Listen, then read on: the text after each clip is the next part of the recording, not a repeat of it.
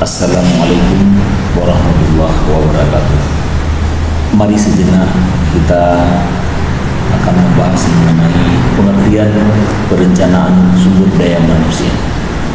Perencanaan sumber daya manusia dapat diartikan sebagai suatu perencanaan tentang suatu proses dalam menentukan kebutuhan akan sumber daya manusia dan cara-cara dalam memenuhinya, baik secara kuantitatif maupun secara kualitatif.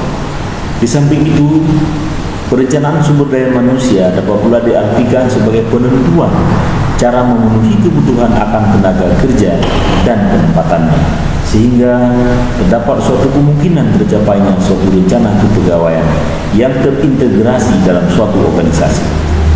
Menurut Dr. Tihani Handoko, perencanaan sumber daya manusia merupakan serangkaian kegiatan yang dilakukan untuk mengantisipasi permintaan-permintaan bisnis dan lingkungan pada organisasi di waktu yang akan datang, dan untuk memenuhi kebutuhan tenaga kerja yang ditimbulkan oleh kondisi-kondisi tersebut.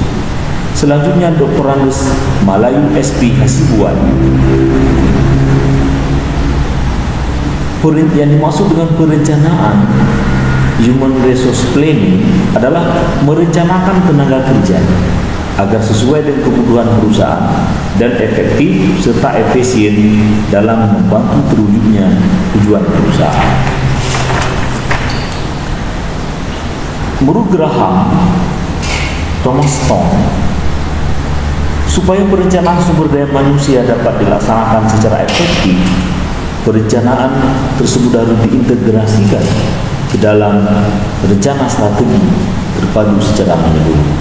Dalam pelaksanaan rencana terpadu demikian, maka rencana-rencana organisasi dikembangkan untuk melaksanakan strategi tersebut.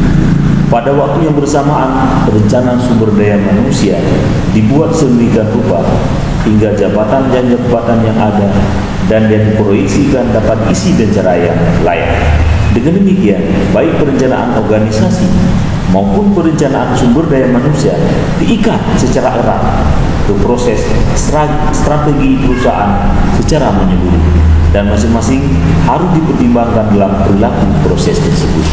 Demikian kuliah singkat mengenai pengertian perencanaan sumber daya manusia. Terima kasih. Assalamualaikum warahmatullahi wabarakatuh.